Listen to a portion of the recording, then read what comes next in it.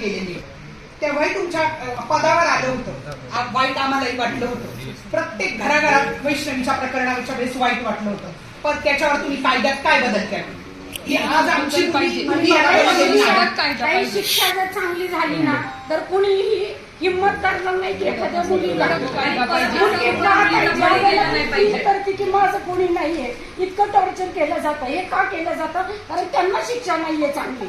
कायदा पाहिजे आणि प्रतिष्ठेने मदर फॅमिली थोडं कमी नाहीये त्यांच्या सर्वसामान्यांच्या काय होत असं तुम्ही विचार करा. तुम्ही फक्त एवढं करा की मुलींसाठी कायदा कडक करा. आपल्या घरात निधन केले ना, लिंग निधन, त्याचं लायसन जप्त केलं पाहिजे. तो पण कोणाचा तरी जन्म आलाय ना आईच्याकडनं, त्याचं लायसन पहिलं हे करायचं. ज्यांनी केलंय ना त्यांचं पण लायसन जप्त. 4 दिवस मोठा दवाखान्याची नावं दिलेली आहेत. एक एक करून पोलीस स्टेशनला येतोय. एवढं पुढे गेलंय सगळं की लगेच सिस्टीम कळती की पुढं माणसे. फोन आपला त्यांच्याकडे सकाळी रात्री झालेलं प्रकरण, मुलीचा फोन त्यांच्याकडे सकाळी 9:30ला तिच्या फोन मधून आमच्या फॅमिलीमध्ये कोणाकोणाला तिने काय मेसेज केले हे सीन केलं जातं हे आम्ही बघतोय. तिचा फोन 9:30ला सीन झालाय. म्हणजे लोकेशन ट्रेस करू शकत होते. हे किती तास घालवले? चला 8, 8:30, 9ला हे झालंय.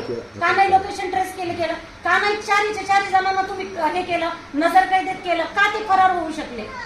कारण तेवढ्या जोरात किंवा आहे बघा, आम्ही कुठलंही वाईट पाऊल उचललं नाही ताई. जे काय आहे ना कायद्याच्या नियमाने चाललंय. तोडफोड केली नाही, भांडणं केली नाही, कुठेही मोर्चा नेला नाही. इतकं शांततेत ह्या दोघांकडे बघतोय. आपण जर काय केलं, सगळे पुरुष मंडळी सांगतात अरे करायचंय आपला कायद्याच्या ह्यानी करू. मगर फॅमिली चालली ना कायद्याच्या ह्यानी. मग कायदा कुठे आमच्या बाजूनी? आता 4था दिवस उजाडला. 4 आरोपी कुठे आहेत? एक करून आरोपी येतोय. आणलं जात नाही, येतोय. ही कुठली पद्धत झाली? हा कायदा त्यांना काय रुबाबात आणायचं? रुबाबात थाटा माटात साडी बिडी नवीन घालून ती बाई येते. साडी घालून मुलगी पण आमच्या आता 3 दिवसांनी दिली. 3 दिवसांनी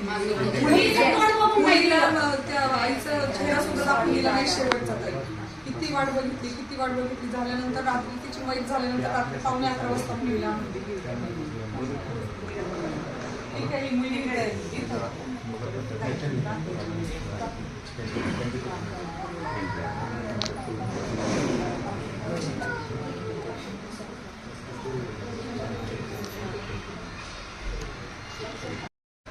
शेवटी आपण म्हणतो सोळाला आणि कान पोचले की दुखत, आपण जरी पोचले की रक्त येईल.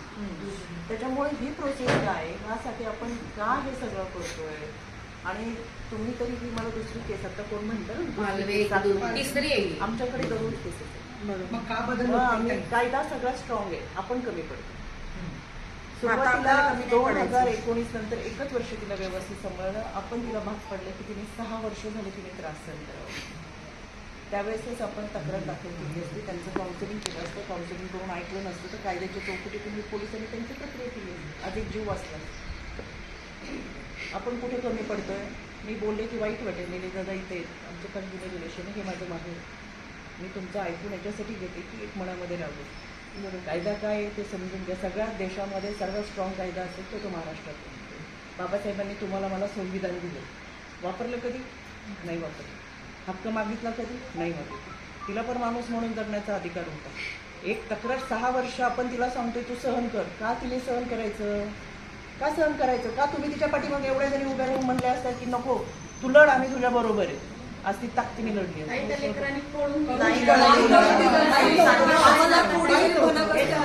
पडतो काय असतं आता मी फार डीप मध्ये बोलत नाही. पण जेव्हा आपण आई म्हणून तिच्या पाठीमागं किंवा आपण एक बाई म्हणून तिच्या